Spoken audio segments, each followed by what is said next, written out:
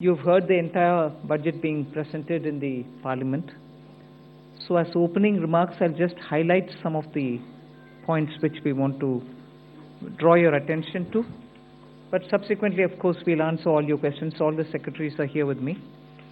So this budget being the first one, as the Honorable Prime Minister said 2 days ago, this being the first one for the second quarter of this century, also leading towards Vikasit Bharat 2047.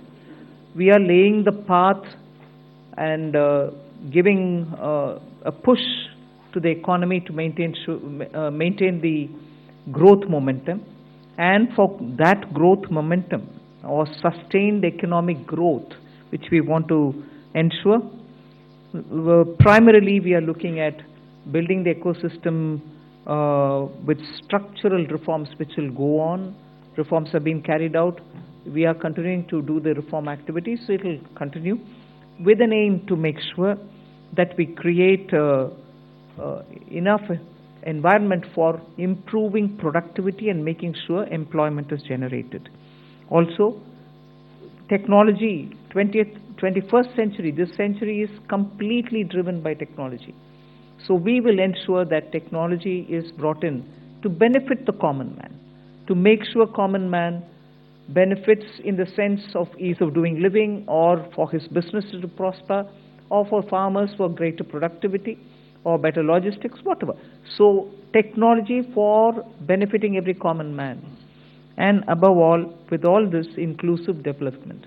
Sabka Saath, Sabka Vikas, and that is why you heard me bringing in schemes which have good allocations for bringing better health facilities, creating a cadre of people, not cadre in that sense, but a bulk of people who can come in as health workers, paramedics, and so on, and also making sure we are able to provide dignified opportunities for Divyangjan.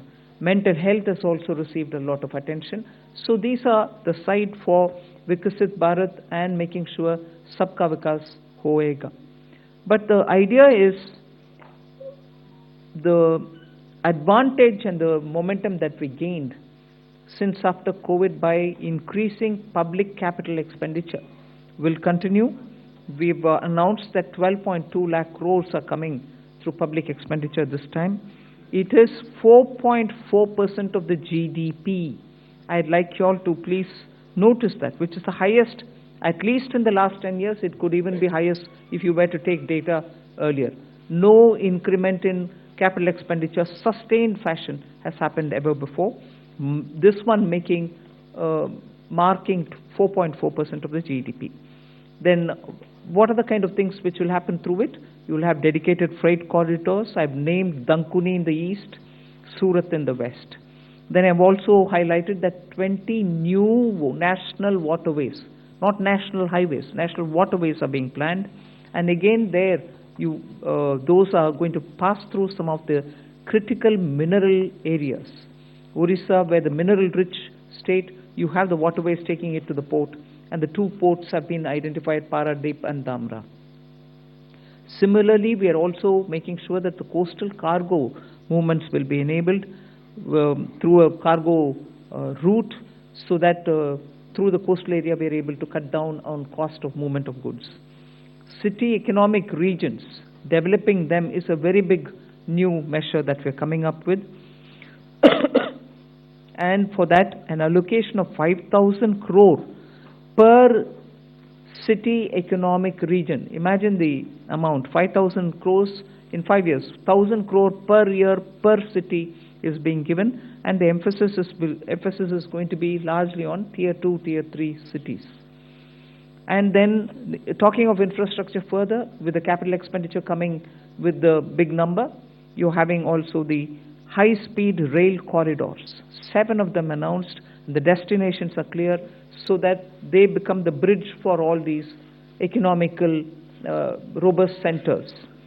So those are for making sure that the infrastructure and the capital expenditure are getting tied up, and the country benefits from the ripple effects that these can bring in. The 7 strategic and frontier sectors in which we've highlighted that will increase productivity and also have new investments come in, and give emphasis for India's own brand on those things is on the biopharma sector. I think that's going to be a big change in the way in which we are looking at giving capacity for those who are able to research, who are able to undertake research and development. So 10,000 crore initiative again over five years for domestic biologics and biosimilar production. This is a clear message and backed with enough substance that India's lead in the pharmaceutical sector should be kept intact, but at the same time bring in newer ways of helping the pharma sector, and also because it has an impact on human health. Semiconductor mission had two major announcements that will improve the India stack and also the IP related matters. Electronic components manufacturing scheme for 40,000 crores.